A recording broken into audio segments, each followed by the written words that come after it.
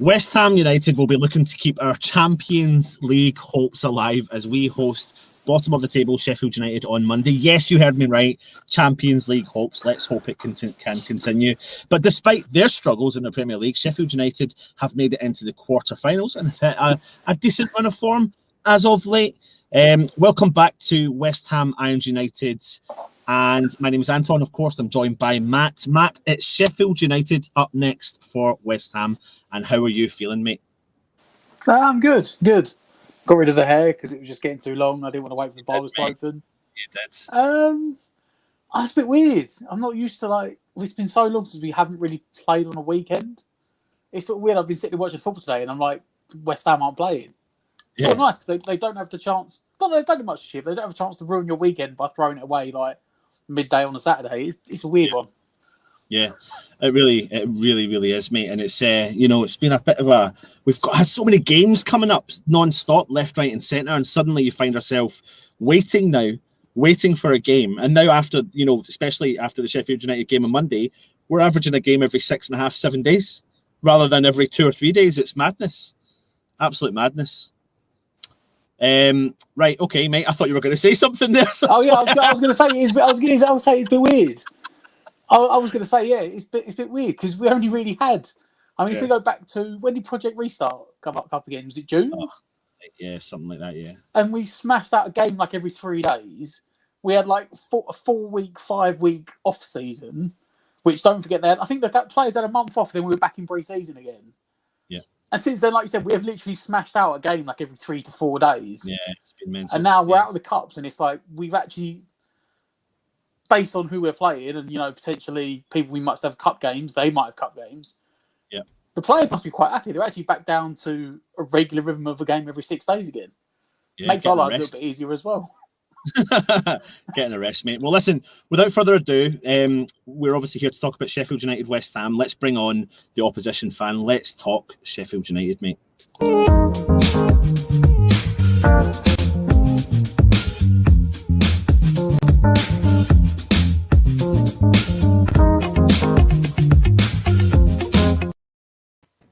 Like to welcome Nick from the Sheffield United Way. Thank you for coming back onto the channel, Nick. How you doing, mate? Yeah, I'm very good, thanks, mate. How are you? Yeah, good. Thank you very much. Mate, it's been a turn of events for yourselves since not even since the last time we spoke to you, but what's been happening as a Sheffield United fan? A lot of bad things, mate. A lot of bad things. When you were just introducing the stream for a second, then.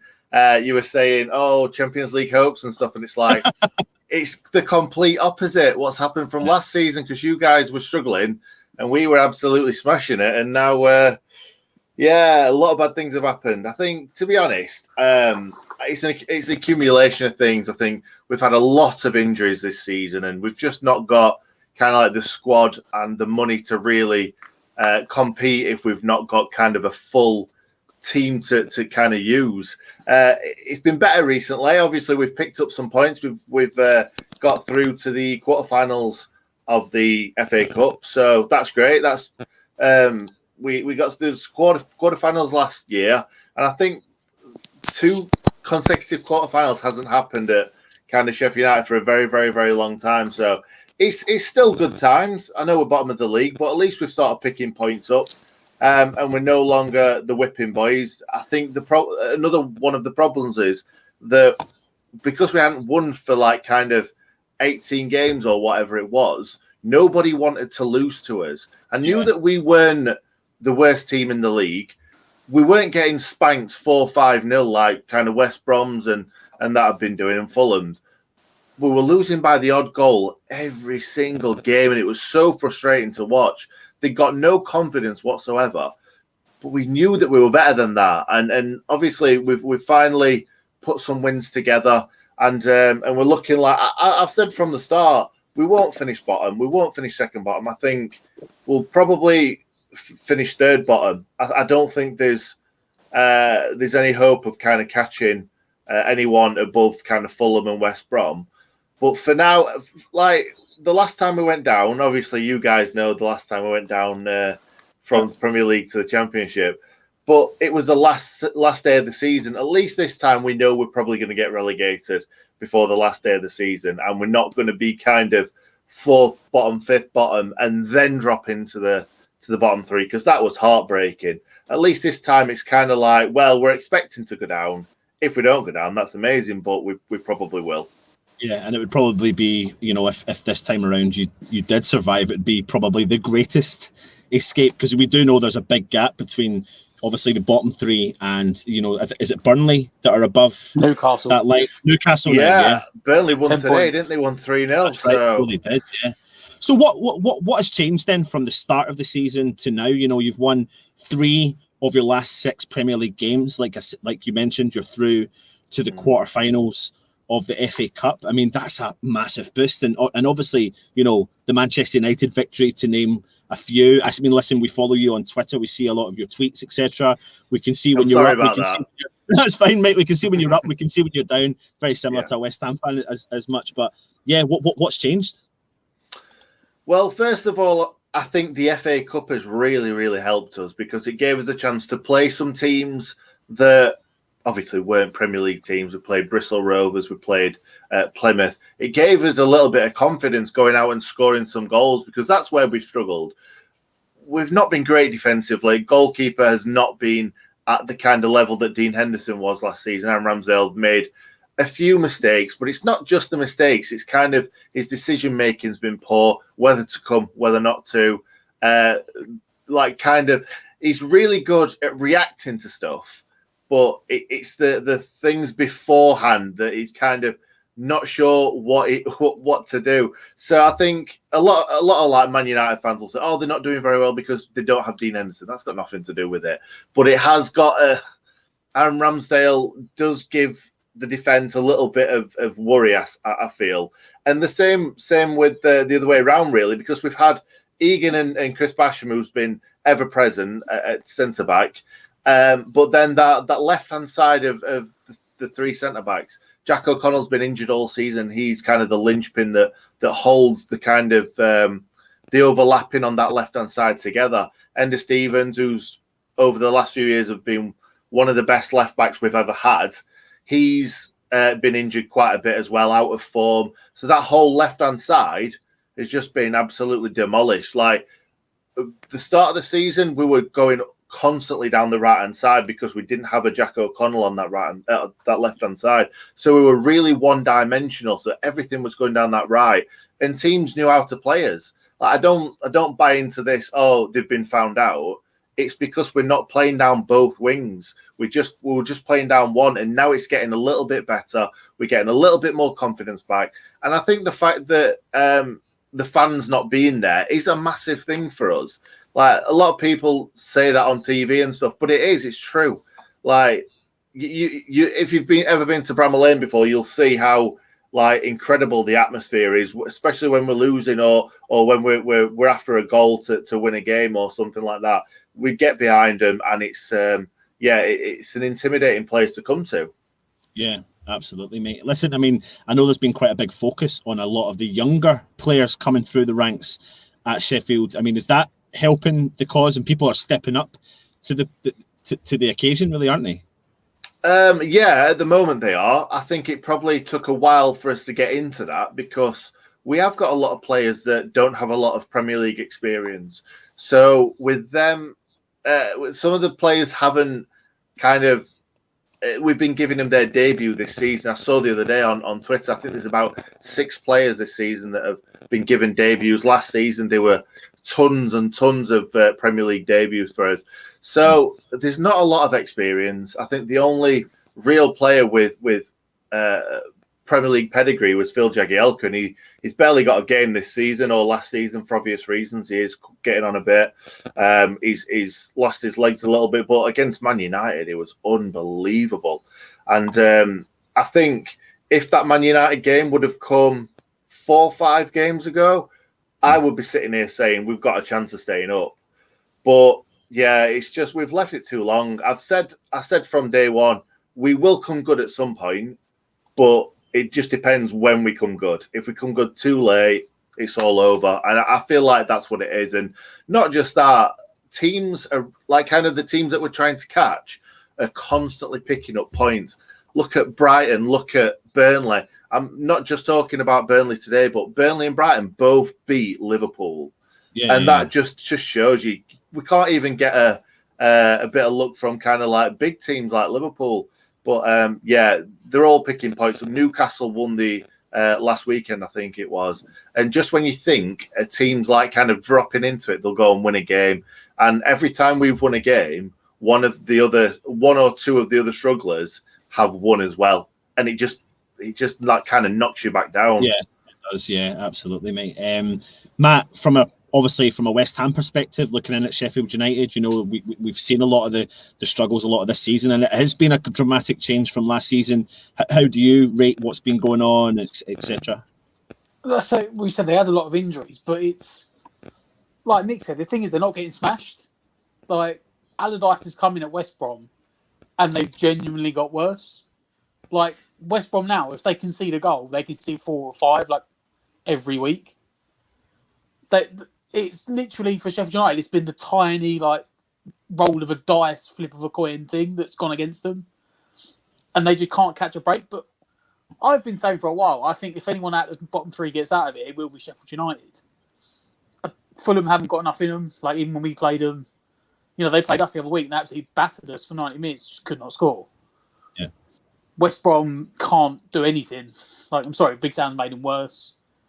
But like, it's just those teams above them just seem to be getting results, and Sheffield United they don't score enough. I think that's their problem. Well, I was just gonna bring that up, Nick. We're looking at the stats here. So after 23 games, only winning 3 games, losing 18 games, but you've only scored 15 goals. So straight away you can see where the problem is. I think your top goal scorer this season is McGoldrick with 5 goals. But no one else is really kind of stepping up to the plate. But there is a young lad, isn't there? Bogle. I think he's got 3 goals in his last 11 appearances over all competitions. Go for it. You don't want to hear my opinion on Bogle because, like, he wasn't even on the bench for half of the season. And like, look at him now. Like, we brought him in from Derby. Max Lowe was the one that was playing because we struggled on that left-hand side. We brought Max Lowe and Jayden Bogle in, both from Derby, both fullbacks. Derby was saying that Jayden Bogle's brilliant going forward, shocking at the back. But we've not seen anything from him at all because he's not been played. Like, I've seen stuff like, I don't watch Derby every week in, week out. I only obviously watch them when they played us in the Championship, but you don't look at these plays. All I've seen is kind of highlights on YouTube and stuff, and it looks amazing going forward. It's like, can we not just see him play once at least? And then he came on against Brighton, scored a goal. Fair enough, it was a deflected goal, but he just added that little bit of a spark that we were missing. And I think from then we kind of went in and out. Oh, we won a game, we drew a game, we lost a few, and it's like we just can't find that consistency. Now it feels like we have found that consistency a little bit. Like, we're not giving away terrible goals like we were early on in the season. Like you said, Matt, we're not getting smashed, or we weren't getting smashed, but we were giving away really sloppy goals. Like one sloppy goal in like the 5th minute, and then it's like, right, we're not going to get back into this game because we can't score goals.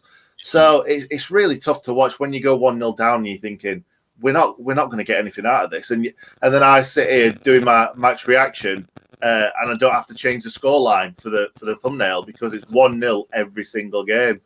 Yeah, I remember you saying that the last time. Actually, there's always been that kind of similar result. You're not getting, like you said, smashed each week, but I mean, again, from being in the position that you're in, losing 18 games in the Premier League, but still only conceding 37 goals. I mean, I know it's not. It still is a lot, but it's nothing like what it backs up the things you're saying. It's not 4-0 losses, 3-0 losses, week in and week out. It's just not being able to turn up and get a goal really at the end of the day. But when it comes to West Ham, though, Rick, I know where our fortunes are different this season. To our massive shock, I might add, just massively shocked at what's going on at West Ham.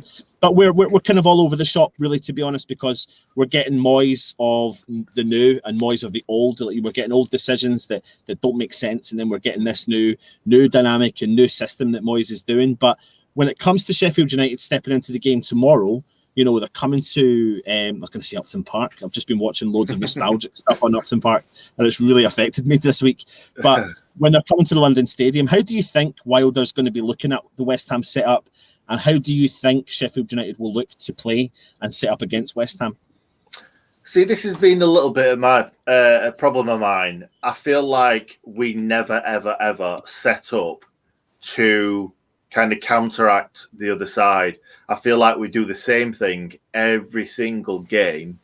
I think against big teams like your Man Cities, your Man Uniteds, we do play defensively, or a lot more defensively. But I wouldn't say it was backs to the walls. We do try and get forward as much as we possibly can, and we do create chances. I just don't know, to be honest. I don't think we're going to go all guns blazing. We've barely done that all season. We've done it sometimes in the cup against teams that we should be beating. But coming to the London Stadium to play you guys, I can see us sitting back, but don't worry, we'll get men forward. We will get men forward. We will create chances. We will create those chances to possibly get 1 or 2 goals. It's if we take it or not. That's the problem, because we've definitely created good chances this season, but we've just not put them away. Like with the mistakes that we're making at the back, we're also it's that decision making in the final third as well. So I think what's kind of changed our fortunes as well is kind of not having the players to pick from, because we got to a stage where we're like, we've lost 2 lads to COVID, we've lost loads of lads to injury, and it's like, right, these are the 11 players that we've got. When we played Man United, we only had 2 players on the bench that Wilder could bring on, because everybody else he just put them on there to make the numbers up. Yeah. So it feels like that's how they kind of came together. It's like, well, we're stuffed. We've barely got any players, so just play your hearts out. And then as players have come back into the squad and got fitter, it's given everybody a little bit of a boost. So I think we'll come to your place and we will sit back. We've got to, because we are conceding goals that we shouldn't do. But then I think we will try and get it down the wings, as we always do. Get balls into the box. We put a lot of crosses into the box. I'm expecting him to play probably McBurney and Ollie Burke up front, who are 2 big lads. I'm going to bring your side up that you put out against Chelsea, and just have a look and see what you think in comparison to what this was the last time out in the Premier League. I know there's been a cup game since, but what do you think then in comparison to that lineup? Well, first of all, Ethan Ampadu will go back to left centre back, because obviously he couldn't play against Chelsea because it's his parent club. Max Lowe won't be there because Enda Stevens and Ben Osborne are both fit now. So I can't see him playing Low again. He's really poor, really, really poor, shocking defensively. So, yeah, one of those 2 will come in. The midfield will stay the same for me. I would go with Burke and McBurney probably, even though Billy Sharp has been putting the ball in the back of the net recently. But I feel like Billy Sharp, he's best used against the lesser teams. So, like, he started against West Brom. He should have started against West Brom the first time we played him. We missed loads and loads of chances that Billy Sharp would have just eaten for breakfast. Actually, I feel like I'm just contradicting myself here, because McGoldrick's got to start. I've just completely forgot that McGoldrick wasn't on there. So it's probably going to be either McGoldrick and McBurney, or McGoldrick and Ollie Burke. Dave McGoldrick, everything goes through him. Everything. So he's got to be in there for me. But Chris Wilder's a funny guy sometimes. Like, when you least expect something, he'll go and throw someone different in. Like, McGoldrick's been playing out of his skin, and then he puts him on the bench against Chelsea. But I don't know whether that's because McGoldrick's getting on a bit now and he can't play kind of 2 games in a week like it has been recently. I'm expecting McGoldrick to start in this game. Actually, after saying all that, Matt, anything you want to add before we have a look at what happened last time out, and then we go into predictions? Yes, I know this is their shape, and they will play it. But like, I just think I wouldn't even bother. Like teams that play 3 at the back against us, I think they just waste a position because we only play 1 up front. I mean, and it looks like we may be playing with a false 9 going into the game on Monday. So it's like playing 3 at the back is like you're wasting a player. I know that they won't really change formation. Down at the bottom, you get men behind the ball and try and counter attack. But it's almost like if you're going to take one of the centre backs out, why not put another midfielder or another attacker on? Yeah. What do you think of that, Nick?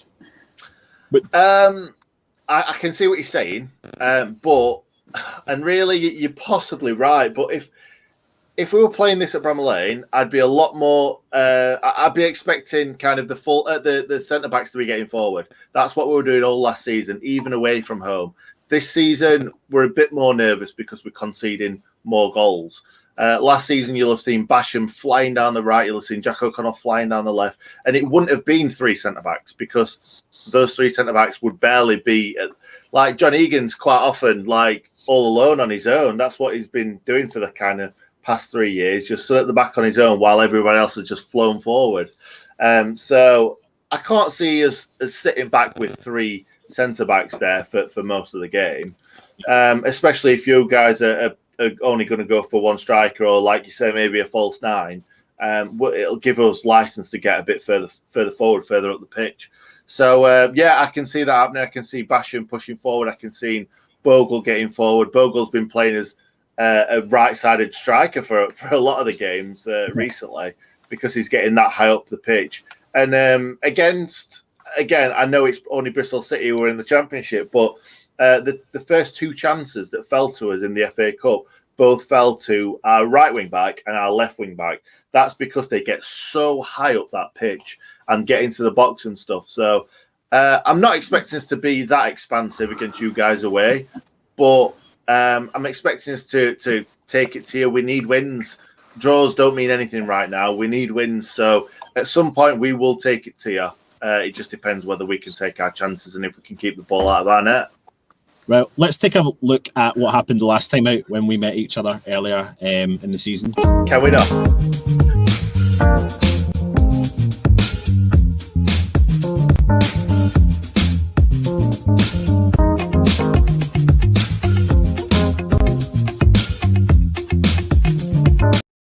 I mean, I heard you, Nick, saying "can we not?"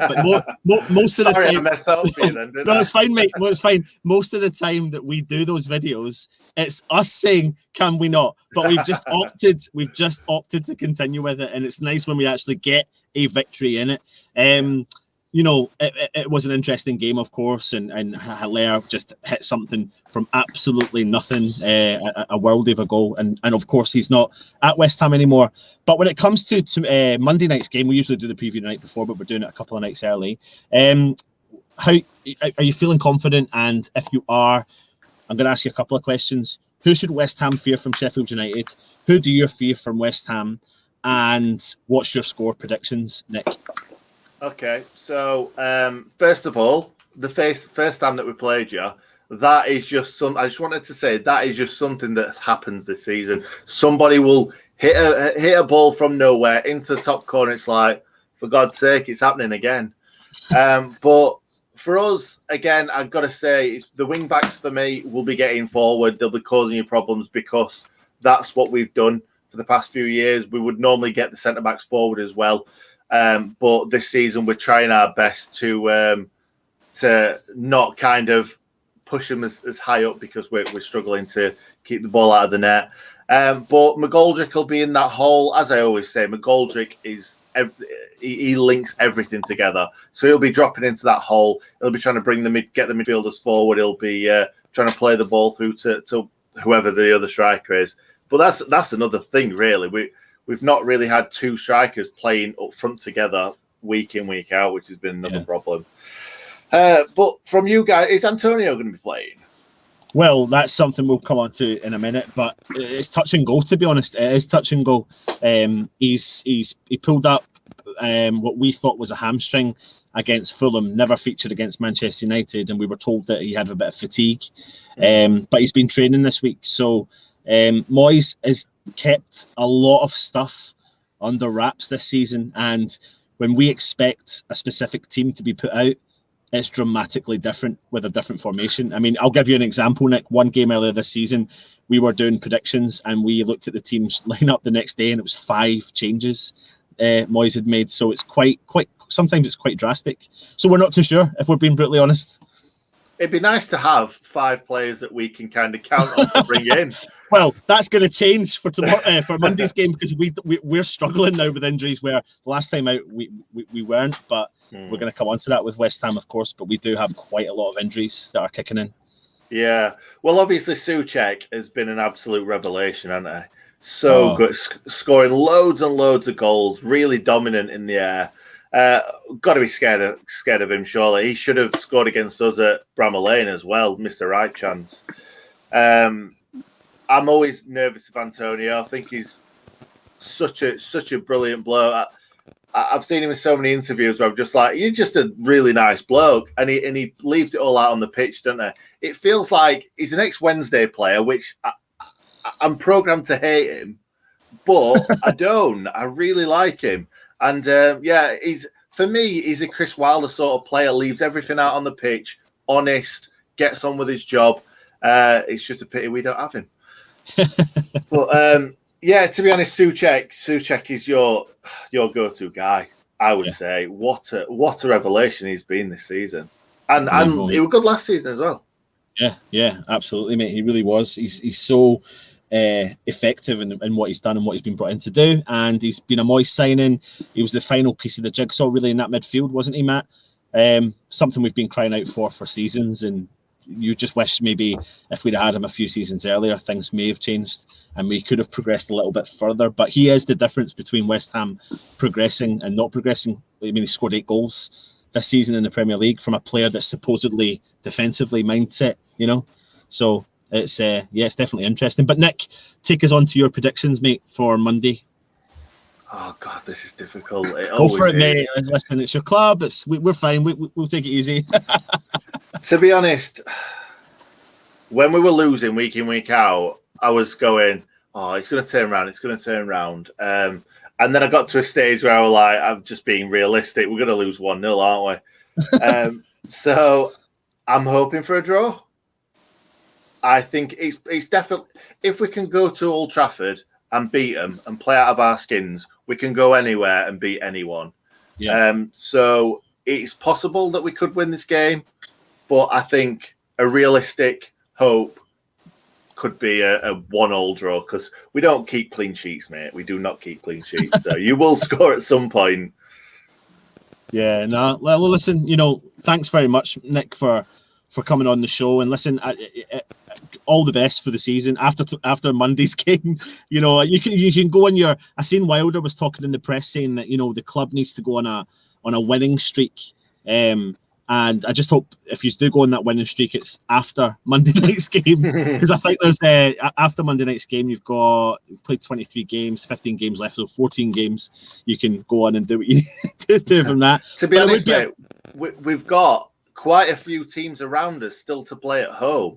We've got we just played West Brom. We've got Burnley. We've got Brighton. We've got Newcastle away. But we've played a lot of the big teams twice now. So we've played Spurs twice. We've played Man City twice. We've played Man United twice. We've got Liverpool to play. Hopefully, they're going to still be playing as shocking as they are now. Give us a bit of luck. But we've got the games to get back into it. I think we'll carry on playing well towards the end of the season. We'll pick up wins. We'll pick up decent draws. We'll beat people away from home. But everybody else are winning as well, so that's the reason why I can't see it. We'll finish third bottom, I reckon. I think we'll probably finish about 4 or 5 points off fourth bottom, I've got to say. Yeah, well, listen, Nick, mate, thank you very much for joining us. Everyone in the comments are saying thank you for coming on, another good guest. So make sure you go and check out Nick's channel, the Sheffield United Way on YouTube. We'll put a link in the description below. No one's going to do that. Let's be honest. No one's doing that. I know, but we've got to be kind, mate. We've got to be kind. Listen, thank you very much, mate, and we'll hopefully we'll speak to you whenever we play next, and for you, hopefully it's in the Premier League. I mean, West Ham are safe, which absolutely baffles me. I'm shocked. I can't believe we're saying it at the halfway stage, but we are. It's not like us, mate. You know that yourself. So, yeah, thanks for joining us, mate, and take it easy. Thanks, cheers, guys. Nick. Yeah. Cheers, mate. Bye-bye. Cheers, mate. Yeah, really cool. Again, mate, to have opposition fan on. And what's your thoughts on what Nick was saying? Oh, he's a good bloke, Nick, isn't he? He's down to earth. He's realistic. Sometimes you get fans on and they're like, "Oh no, it's going to be this." He's got a level head. I mean, the thing is, I keep saying to my mates, I still think if a team gets out of it, it's going to be them. Yeah. And he's like, "Oh no, we'll finish third bottom." Yeah. You know, he's speaking about some teams like Newcastle just lost Callum Wilson for 2 months, so there's potential there for them to gain points on Newcastle. He's not dead and buried. Palace have lost Zaha for an unannounced period of time. Brighton are playing at the moment. I don't know how they're doing. Burnley go on this run where they'll win a few games and they'll lose a load of games. It's the fact that they're only a point behind West Brom and they didn't win for 18 games shows you they're the team who formed down the bottom. Yeah. I could still see them saying, if a team out of the bottom three stays up, it'll be Sheffield United. It's a big ask, though, isn't it? It's a huge ask. It's a huge ask. Huge ask. Anyway, let's go and see what the gaffer has had to say in his press conference, mate.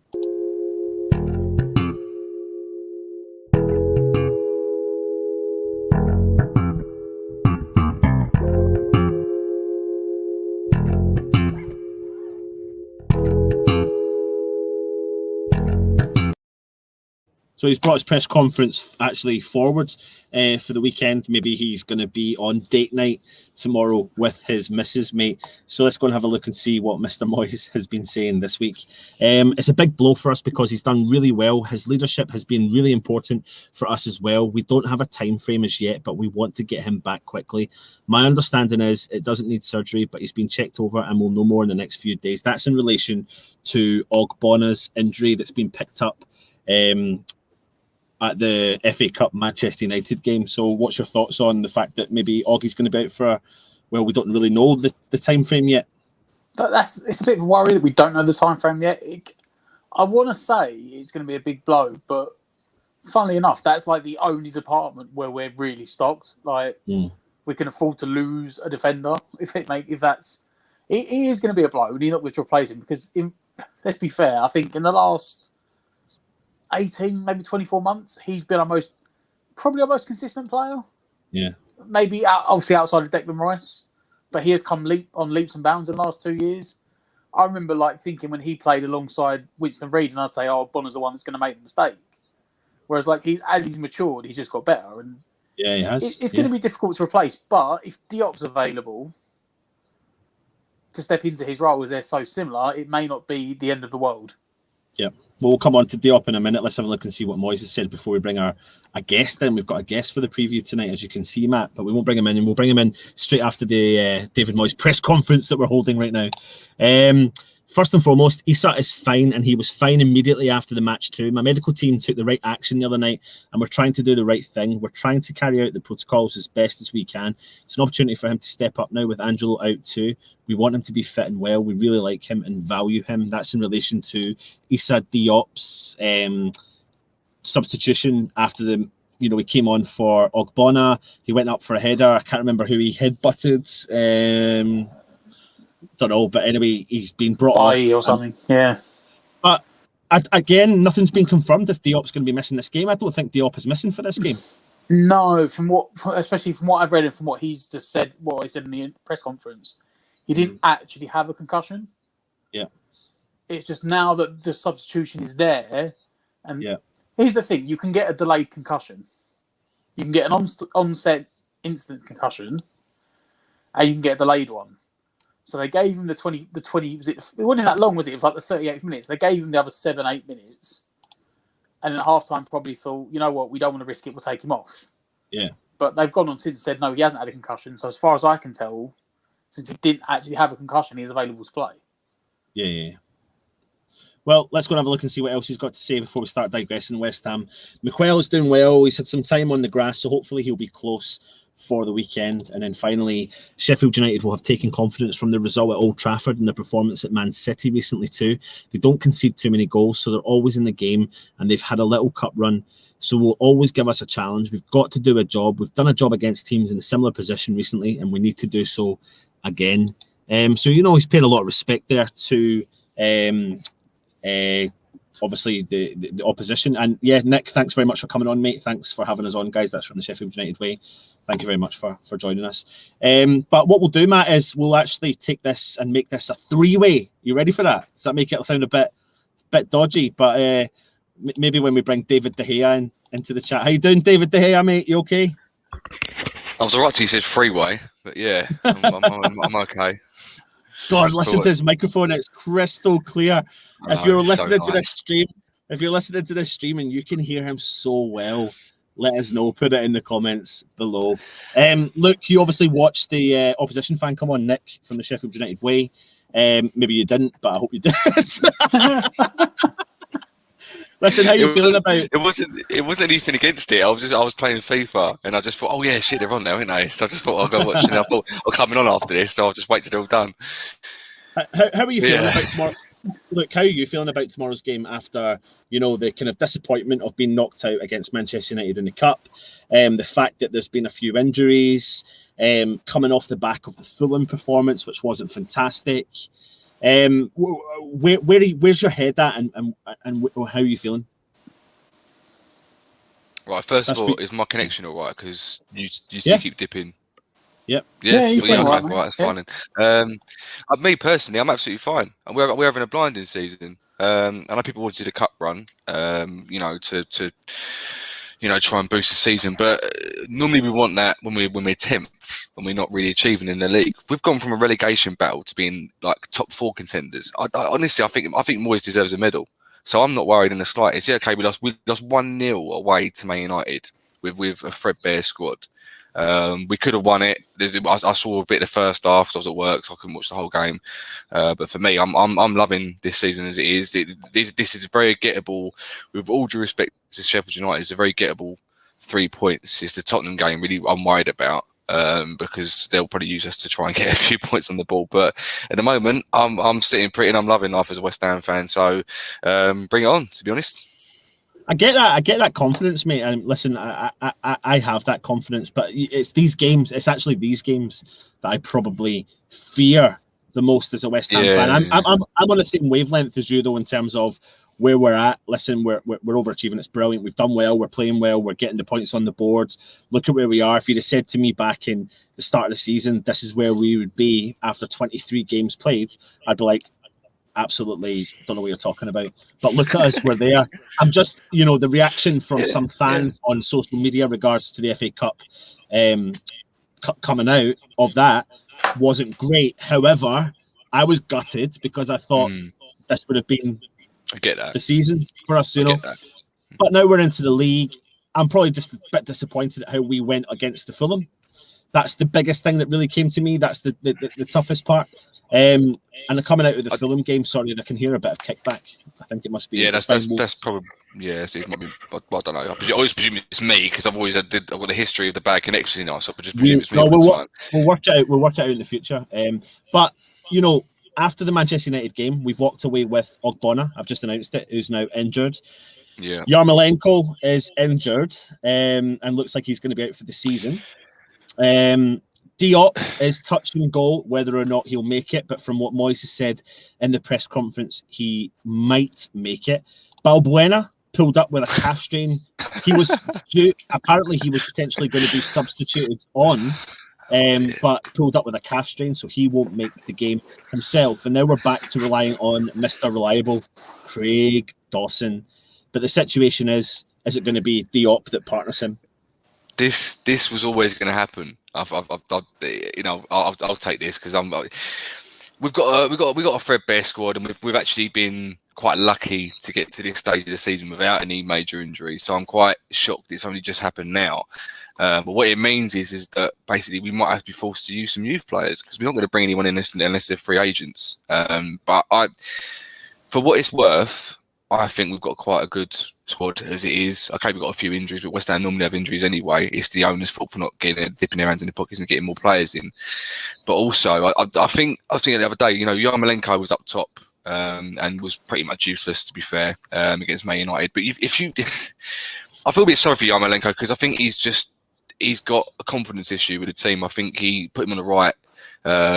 He'd probably do okay, but we've sort of moved on now. Where we used to think of him, he was like our Robin, wasn't he? Coming from the right, hit on his left, and he used to be a surefire scorer. When he plays up front for Ukraine, he tends to score for them. So from that point of view, he looks finished for us, which is quite disappointing. But it just means for me that we probably have to use our youth now. It's disappointing, and Bonner's an absolute rock at the back. There's no doubt about that. And just at a time when you think, okay, shit, he's gone, we're gonna have to use all the other players that are waiting in the wings that are in form. Oh shit, now Diop's gone. Oh shit, now Balbuena's gone. So it is a double whammy, well, quadruple whammy in fact. But we've just got to deal with it. And I've got absolute faith in Moyes this season. So for me, I'm not even worried. If he was in a relegation battle again, I'd be worried. And if he was in mid-table, I'd be like, oh, this is shit. We're not going to get anywhere out of this. But for me, I'm not. Maybe I should be. Maybe people in the comments are going, "How are you not having a breakdown now?" I'm thinking, I'm cool, bro. I'm cool. But Matt, we've got Mr. Reliable Dawson. We've got another reliable player that we're used to, Creswell. Another Mr. Reliable, Sifal. Are we going to be okay in the defensive area if Oggie's going to be missing, and especially now if Diop can play? This is really Diop's opportunity to step up to the occasion, isn't it? Well, just how mental is it? Let's just go back to, because I'm not immune from it either. Let's go back to that summer window when we all went, oh, we're not getting Tarkowski, and we signed Craig Dawson on loan from relegated Watford, and everyone lost their mind. And now we're sitting here saying, at least Craig Dawson's still fit and available. He's Mr. Consistent. He's Mr. Reliable. Yeah, but it just baffles the mind, doesn't it? Like Luke said, you've got to trust in David Moyes. Yes, he does make the odd mistake, but you said to Nick, we're already safe. We've played 22 games and we've got 39 points. So whether he's making the odd mistake or not, you've got to trust in David Moyes. I mean, for me, I'd be tempted, as stupid as it is, I'd be tempted to not play Diop. I'd play the same back five that we finished the game with against Man United. Well, that's actually interesting because I was going to bring up two particular players that came on for West Ham as substitution, Ben Johnson and Ryan Fredericks. And I remember doing the Matchday Live, in particular with you, Matt, and Stell. I was having to be really quiet because the kids were upstairs and my daughter was shouting, I can hear daddy. But I was trying to get the point across, and I was like, he's making two fucking substitutions. And you were like that. I can't see another player coming out. I was like, not just Johnson, but Fredericks is on the park. But listen, the second half against Manchester United, how effective were these two guys?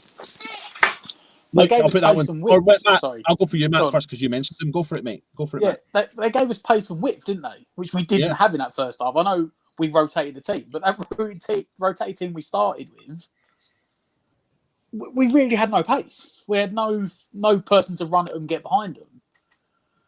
We brought Johnson on. Johnson was one of our most effective players in that, in that game when he come on at half time.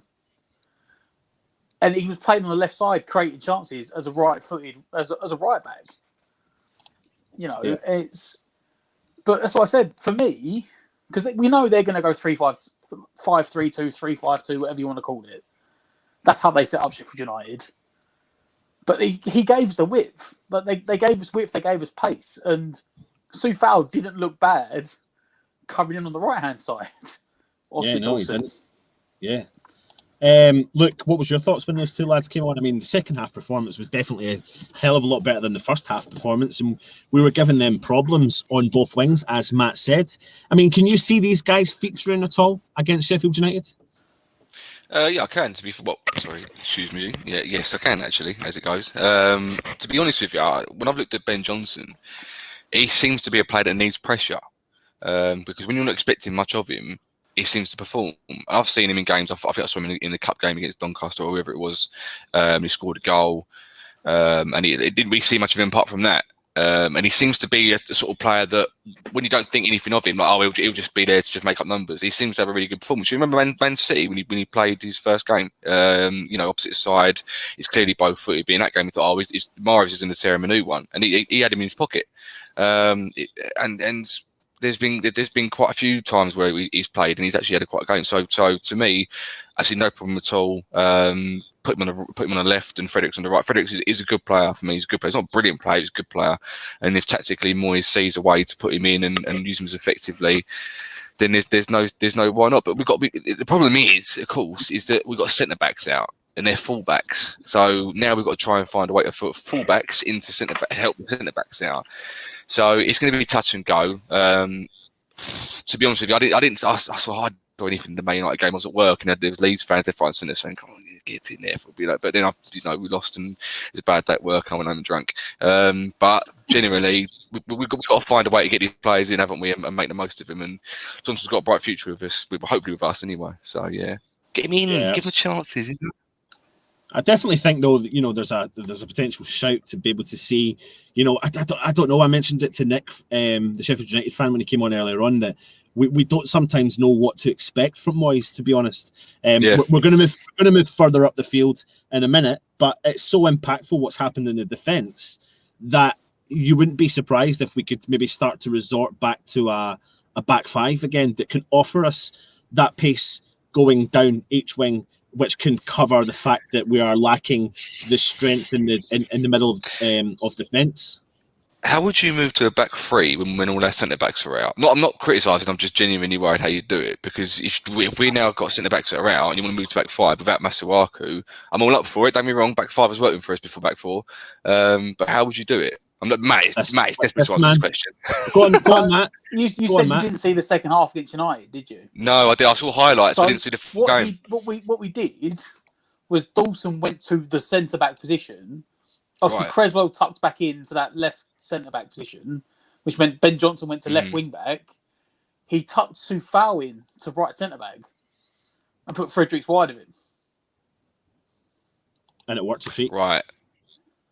Okay, yeah, that works. Yeah, I can see that working now. And you can picture it, because you can picture what Moyes does. Moyes goes, I could picture Moyes going, any player in my team gets injured, I'll make that position. I'll carve Lingard into a centre half if I need to. I'll carve David Martin into our next goal scorer. Like, I wouldn't be surprised, but that's the way that sometimes, David Moyes thinks. Obviously, I'm exaggerating, but yeah, that's exactly how he lined up. So listen, we'll move further up the field. Rice Souček, of course, back there performing well. We've got players all over the shop. A lot of people are criticising Bowen as of late. We started against Fulham. He didn't have his best game against Fulham. He was quiet against Manchester United. Do you see him back in the side, Matt? Or do you see other changes getting made? In actual fact, what we'll do as well is we'll get you to comment now with your starting 11, who you would like to see for the game against Sheffield United on Monday. There's 111 people in that chat. Yeah, it's going to be loads. Get your comments in and let us know your starting 11.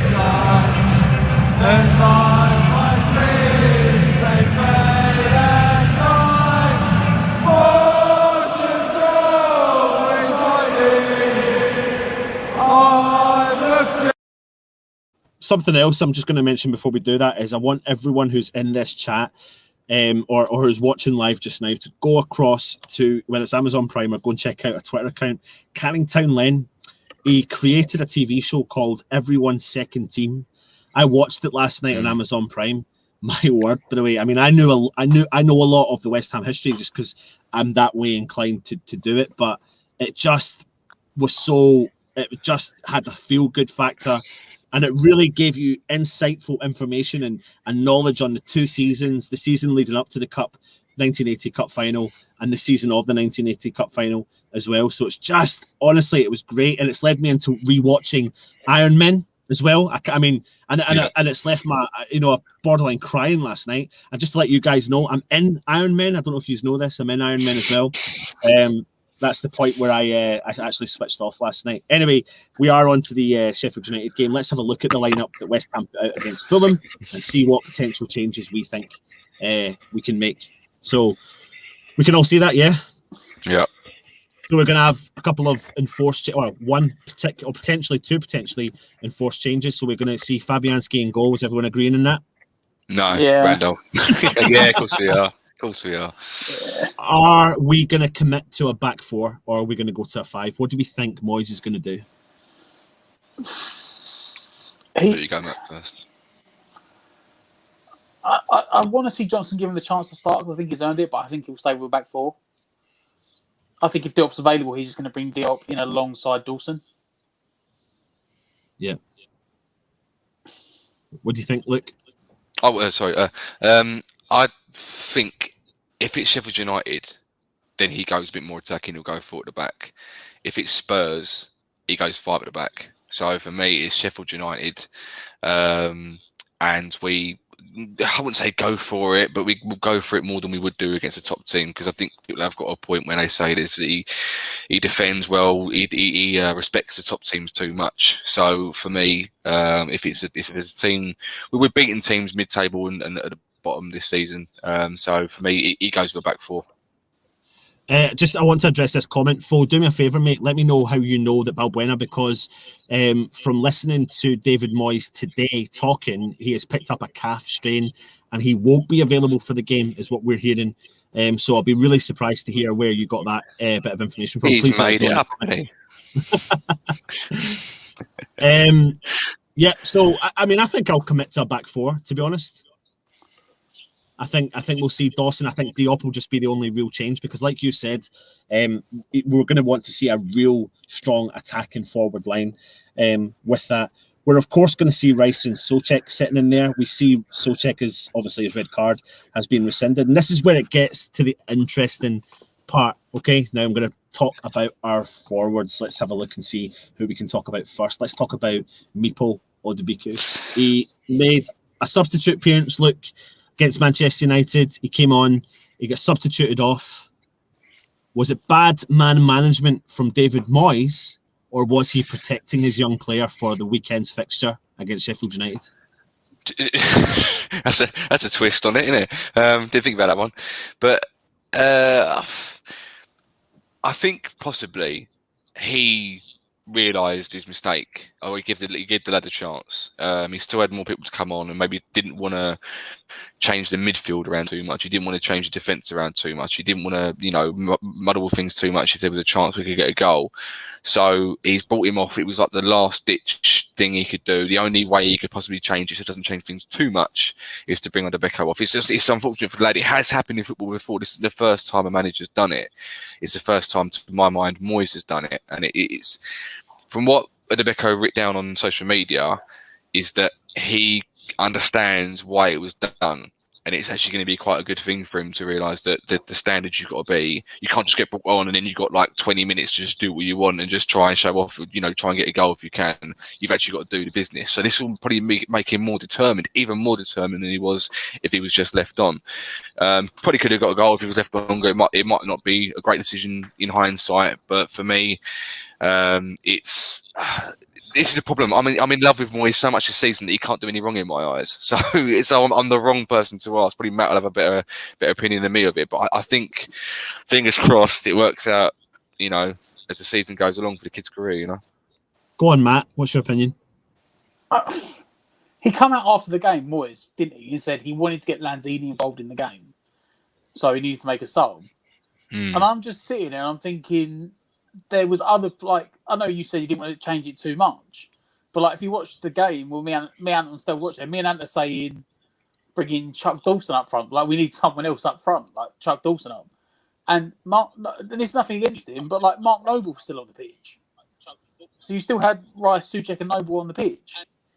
So if you've got 10 minutes of extra time, the extra time left, why are you not taking Mark Noble off to put Lanzini on? But again, nothing against Noble, because Noble played 110 minutes at that point. And he played well. He gave a normal Noble performance. But you still had a back 5 on the pitch, and you still had three essentially holding midfielders on the pitch, and you took off one of them or whatever to bring on Lanzini. You left them on and took off Meepo to bring on Lanzini. I don't think the extra 10 minutes would have hurt him. I hope that Moyes put his arm around his shoulder and was like, look, he didn't have the best game, to be fair, so I can see why. But he said for confidence, it's not the best thing to be subbed on or subbed off again. Yeah, absolutely. Do we take the fact that Moyes has been talking a lot about Antonio training this week as a shoe in to maybe we'll see him feature for West Ham against Sheffield United on Monday night? Look, basically he's going, he's not dead, all right? He's alive. He's training. He's okay. Stop having a meltdown, all right? Everyone's going, Antonio's injured. Yeah, okay, he might have an injury. Yeah, it's fine, but he's training, all right? He's training. Training doesn't mean you're going to play at the weekend, by the way. It has nothing to do with that. Does it not, mate? Does it not know that? No. It does, and it's happened so many years at West Ham. I'm so used to players getting injured and then going, they're back in training. Yeah, right. They've been training for the last 6 months. They're training to play for a new club. That's what's happening to them. It's quite scary at West Ham because you do realise that the only person that can play on our team up front is Antonio. Haller couldn't do it. Well, he could do it, but we couldn't get him into the squad. Yarmolenko's pretty much useless up front. That's down to us again, having a player that we can't fit into the squad. But Antonio is almost like another midfielder, to be fair for us. He does so much work coming back and going forward again. But he has to play, obviously. But possibly take him off at half-time or, use him to a certain amount and then bring Adebeko on. It's not Man United away, it's Sheffield United at home, so hopefully the level won't be as hard for Adebeko to reach, and he does get a chance to win, maybe hopefully 2-3 up. Not saying we're going to do that, but if we do get to that point. But I've got faith that he will start because he's started him in the worst games, hasn't he? When he's just coming back from injury, we've got Haller on the team, so he's got no choice really. But I think he's just trying to calm down. You know what I mean? That's what I think anyway. What do you think, Matt? Do you think we'll see him? It's Moyes, isn't it? So I don't know. Is this like Moyes mind games again? like Luke said, like we've seen it before. Oh yeah, he's in training, and then it gets a game day. They'll be like, "Oh, he's having a fitness test," and then they'll be like, "Oh, he didn't pass fitness test." If he is actually available and he's actually fit, then Moyes will 100% start him. Because, like we said, he's the only guy that can play in that position and that role the way that Moyes needs him to. If he doesn't, then Moyes has gone to like Plan Z already because we only ever had Plan A. There's no Plan B. I don't know who's going to play there if he doesn't. There is names thrown about. But answer that question then. That straight up question, yes or no, and the reason why. Should Antonio start and play the whole game? That's a double question. Should he start? Yeah, play the whole game. No. There you go. He's gonna have to. Sorry, he's gonna have to start, but I don't think he should play the whole game if he does. At this point, Adebeko has to get some game time. It's got to the point where we're so desperate for strikers. You've got to use the kid on the bench, and he's probably sitting having a breakdown. Going, I'm not good enough to play for. I'm not good enough to play. Yeah, you are. Just calm down. The other night wasn't all your career. Give another go. And Sheffield United, as I said, they ain't Man United away, so I've got faith in that. But Antonio, we've got to look after Antonio. That's the problem now. He's not getting any younger, and he's going to get more of these injuries the more we use him. And unless you've got a strike partner, which you're never going to have at West Ham, let's face it, with Moyes in charge, it's going to be like this for the foreseeable future. So, got to wrap him in cotton wool, unfortunately. But if he does start, don't play him the whole game. That's the way I see it. The other thing to discuss is the fact that will West Ham look at playing a false number 9 as what's on the tip of the tongue of every West Ham fan right now. Matt, we've got players that are capable of doing it. Lingard will be back for the game at the weekend, obviously ineligible to play against Manchester United, and we've seen how effective he was against Aston Villa. And we know he can play in that role. We've got Jared Bowen, who's potentially capable of playing in that role. We've got Ben Rama, who's potentially capable of playing in that role. What do you think of that option? If Antonio isn't fit, then I think you could probably likely see a front three of Ben Rama, Lingard and Bowen, where they all take it in turns to rotate round and play it. I literally think, like Luke said, it's not Man United, and no disrespect, they are bottom of the league still with Sheffield United. So Moyes may use this as a game to go. Ben Rama can play anywhere across the front three. Bowen, all three of them can realistically play anywhere across that front three. So he may use it as a game to go. You're each going to get 15, 20, 30-minute spells playing down the middle. This is your audition to see who's going to play up front for us this season. Yeah. Because even if Antonio's back next week, like Luke said, we need to wrap him in cotton wool. Like for me, he either realistically you want to start Antonio playing for 60 minutes and then pull him off. You can't play him 90 minutes every week. I know we've now got a longer period of time. It's like 6-day rest between the rest of the games. But you can't, the way he plays as well and the way he runs himself into the ground, he can't do that for 90 minutes every game for the next 16 games. Would you like to see the false number 9 then, Luke? I would, but it's who's going to play there. I mean, I did think people were. I'd certainly, when he scored against Leicester, Bowen, I compared him to the way Messi finishes, which is a rather stupid thing to say. But then again, he did score like him. Let's face it. But the problem is with playing anyone up top in our team is they need supporting players around him. So we're going to play false 9. Don't mind that at all. If we're interchanging players and we're counter-attacking with boom, boom, boom, boom, boom, it's great. But we've got to have a right player to play there. And as long as we've got, I said it before, I said it every time, Ben Rama, Lanzini and Fornals are almost interchangeable. So you could try all three of them in that position throughout the game and change around. I'm not even reading now. I don't know what I've this too long. I look like a monk with a brown top, but it's not brown. It's actually claret. Religion of Bayern United. Matt looks like a hospital patient with that blue top on, and looks like a Mank supporter. Only joking, guys. No. First De Gea, and now fucking Man United supporter. Victor Fenn makes a valid point. No, we haven't really played with a real striker. Oh, this again. It's true though, mate. It's true. It's a fact. He's stating a fact. Okay. All right. Okay. No worries. But one thing for sure is it'll be interesting to see, because I think it's getting to the point where we're going back to that time where we're not too sure what Moyes will put out. Hold on. Right. So here's a question for everyone. Right. If Antonio isn't a striker, then Rice isn't a midfielder then. Because Rice, when he started with us, was a centre back. He's been turned into a midfielder by 3 different managers. Well, actually, no, 2 different managers technically, I think. But Antonio, so when we signed Arnautovic and Arnautovic was playing up front for us and scoring goals and our striker, did we still call him a winger? I'm not having a go at anyone. It looks like you're having a go at the chat. So if anyone in the chat wants to have a go at Luke, fire in. It's about bloody time. First it's the wallpaper and then it's De Gea. I'll get it by the time I gave it back. Jesus Christ, I get on the chin every bloody week, don't I? Have it. He makes a point though, and the thing is, Moyes doesn't want, and this I've said this before, and it sounds stupid. Moyes doesn't want a Jermaine Defoe. He doesn't want a guy that's going to be an out-and-out goal scorer, because an out-and-out goal scorer doesn't do the job that he wants. He wants a guy that's going to have the ball into his feet, that's going to hold it up and bring everyone else into play. Antonio, the same way Arnautovic did it for him the first time. He wants a guy that's over 6 foot or over, that's big and bulky, that's still mobile and can run down the channels and can hassle defenders and bring everyone else into play. But your natural goal scorer is not going to do that. Aguero's not going to run down the channels and let everyone else go into the middle while he misses out on it. Kane's not going to do that.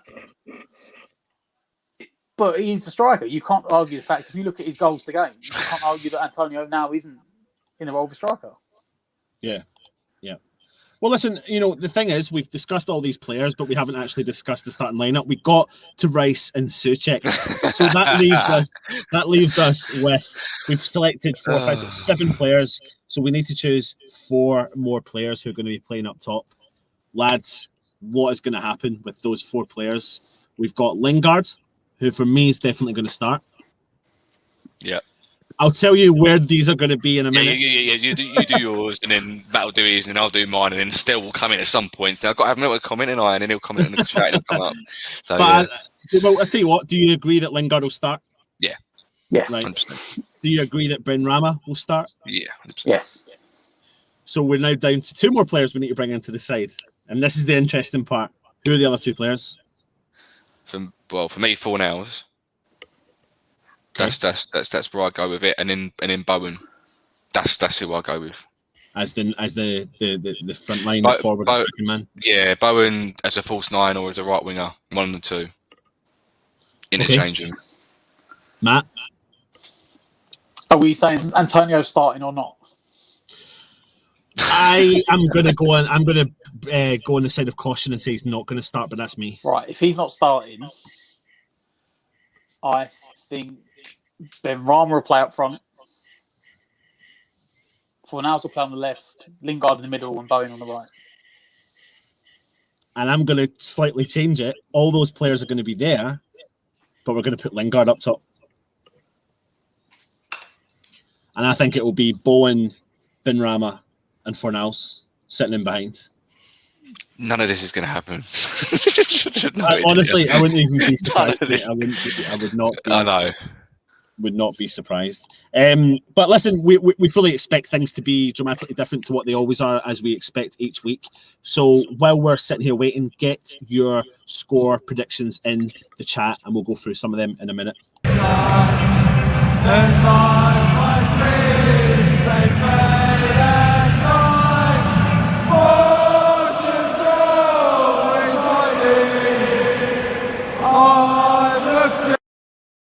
But first, let's go and hear from some of the guys at Irons United.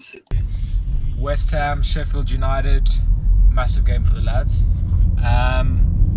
From our side, I think we should fear them in general because they're fighting for their lives, and every single player under Chris Wilder is going to put in a shift. So it's a game we have to be up for. So I think their whole side in general is going to be up for the game, and we're going to have to be wary of that. And then obviously on our front, they have to worry about Thomas Souček in unbelievable form. Mark Noble from the bench. And yeah, we need a result. If we get it, we go above Liverpool, and I expect us to win. So I'm going to go West Ham 2, Sheffield United 1. Come on, you Irons. Come on, boys. Right, Sheffield United. One player we got to fear for them. It's got to be Flick for me. He seems to be the one trying to work magic for them and trying to make things happen. And for us, Souček, he ain't scored in a while. He's due a goal, and he's had red carpets in. He's firing all cylinders again, at least trying to get past the FA Cup upset, and let's try and get back to winning ways in the league. So fingers crossed, we get the win. Come on, your Irons. Hi guys, Jake from West Ham Unofficial. In terms of the game against Sheffield United on Monday night, I think that we should fear Billy Sharp for me. I don't know much about their side, but I do know Billy Sharp is quite a good striker, so I think we can fear him. I think they should fear Thomas Souček as our main kind of goal threat at the moment. Hopefully Antonio is going to be fit to play. If he is, he's a constant threat anyway, Antonio, when he's pretty much semi-fit. But let's hope he's there. And yeah, I think I'm going for the win, confident for the win. I'm going to go 2-1 West Ham. Come on, your Irons. So get your score predictions in. Look, I know you're in there, but you sent it to me earlier on, and I thought, do you know what? I've just got to put it up anyway. But listen, we've got a new guest in. We've actually got a new guest that's watching tonight. Let's get his comment up here. Where is it? Let's have a look here. And his name is, where is he? Claret and Still. Like the blind leading the blind, where he gets all his news from. Claret and Still. He's not getting away with this comment because he's played and picked his team, and he's picked 12 players. Amazing. Honestly, it's brilliant, isn't it? 1, He's got 2, 5 3, at the 4, back, 5, 2 home 6, fielders and 4 7, up front. 8, 9, 10, 11, 12. He has. He has. Man can't count. Yeah, absolutely. People are also saying, I mean, Stell's gone on the fact that he's gone to his most famous ITK website and found out that Bowen hasn't been that well the last couple of weeks. But yeah, I think, to read that. Yeah. But I mean, I don't know how much to read into that, to be honest. I don't know. It's a lot of it is hearsay, to be honest. But I still think we'll see a bit of Bowen. Matt, it takes us to that interesting time, mate. What is your predictions for the game against Sheffield United? 3-0. Oh, he's gone for it. Whoa. They don't score a lot of goals. I can't see them scoring. They struggle. And I think once we get in front, they're in a position where they can't sit back. So if we score first, they're going to have to go for it. What's your language? Yeah, he's not swearing. Yeah. Right, so Right. 3-0 from you, Matt. Yeah. Mine, if you want to know mine, is I do. yeah, go on. It's 3-1 West Ham, and I think Odebeko will come on and score a goal, and then run to Moyes and go, "Take me off now, bro. Take me off now. Do your worst. Take me off. You want to keep me on now? Yeah, take me off now." So yeah, that's what it's going to be about. So yeah, that's my 3-1. What was it? 3-1, 3-1. Claret and Stella saying, well, Anton, if you did your research, you know about Bowen. Well, mate, I mean, it was the most unkept secret all over social media. It was all over social media today, but I take it with a pinch of salt, to be honest. I don't know if I believe absolutely everything I read. But listen, I know you need a little bit of fun. I'll tell you what, still, I'll write that in the script for you for your Tuesday show. He's not doing a West Ham Weekly on Sunday. I'll put that in. Actually, Matt, you can write. Look, you can write. How have you managed that one? Have you managed that one? Jesus, you pay him some money or something? Jesus. Yeah, I've corrected myself. He's saying, let's have a look and see what everyone else is saying. For Sheezy, 1-0 Sheffield United. Oh, I fully expected that, mate. I fully expected that. What is this? Stephen Fleming is saying, think West Ham will be 2-1. Still is saying, don't worry, Mark, I carry this channel. Yep, when you turn up. When you're on Like time. usual. It's what I've realised. Don't you just love going fishing? I don't, but I love to fish still. It's the easiest thing ever. 1-0 West Ham. Listen, I haven't given you. I was going to say, by the way, just before I go any further, I had the chat up while you had the Sheffield United fan on. Still wasn't anywhere near it. Still was nowhere near it. And it's only been the last 10 minutes or so. He has popped up. Every other comment is Still. And he's up late, doesn't know when to comment, and then he's bang on, and he's he fully deserves that. Yeah, it's funny. Listen, I'm going to go for a 1-0 West Ham win. How reserved is that for me, Matt? To be honest, Yeah, 1-0 was a bit cautious from you. I was expecting like 5-0 or something. Well, no. I think I need to take into consideration that taking on board what Nicky has said from Sheffield United's way about how they don't, they've lost. I know. They've lost 18 games this season, but conceded the goals that counteract that. So that makes me think that they've got something right in the defence-ish to a certain extent, but they just can't get the goals in. And I think we're strong. We're definitely strong. So I'll be interested to know if we can actually turn up and really put in a shift. I'd love for us to go in there and give it to them, and I think we will to a certain extent. But I just think we'll not have the best day in front of goal, and hopefully we'll just come away with the 3 points. Listen, it's tough when you've got Stel in the chat because he totally takes me in. The first hour was too boring to follow. Stel, you're supposed to be videos are 3 hours long. But that's why he's supposed to be a supporter of his channel, and he goes against it. It's funny, isn't it? He's absolutely. That's very disrespectful to the Sheffield United family on the first hour. I think personally, I think you should apologise in chat to the Sheffield United family. Personally. Yeah, absolutely. I'll tell you what, Matt, player you fear the most from Sheffield United? Cool, blimey, mate. Go on, Matty. The thing is, right, I generally don't fit anyone as an individual in their team. Like, that sounds really bad, but they've had no stand-up performers this year. Like I said, like, Bogle's on a bit of form, but he's not even really an attacker.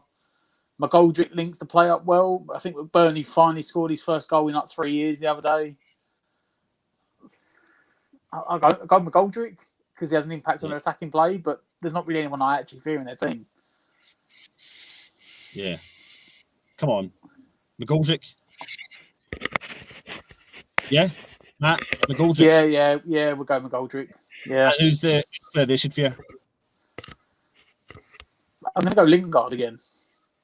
I think the way impact he had on the first game, and he's had a rest now. He obviously had 2 games short space time. I've not played any all year, but he's had a week off now, so he's had a rest again, and I'm hoping the same impact again. So I'll go Lingard. Look, man, you feel I'll do mine again then, and I'll change it a little bit because I actually forgot Billy Sharp played for Sheffield United. I am the most unprofessional person in this thing ever. Yes, probably Billy Sharp's a good shout, to be fair.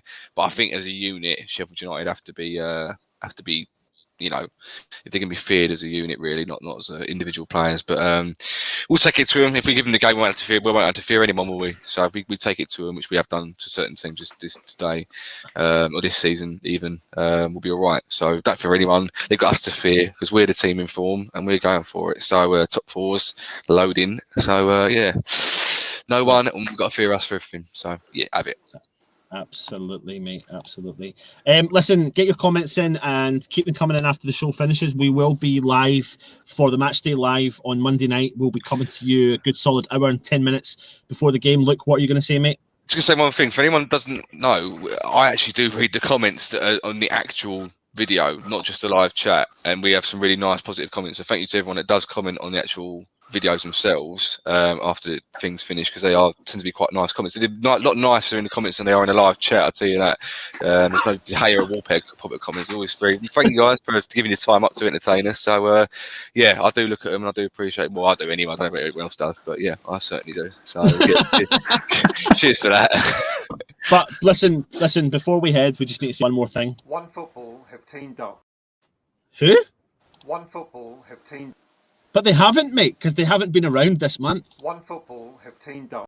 Still, what are you talking about, mate? You need to bloody well listen to me, mate. One Football have teamed up with West Ham United. No, but I thought we weren't in communication with them still. One Football have teamed up with West Ham United.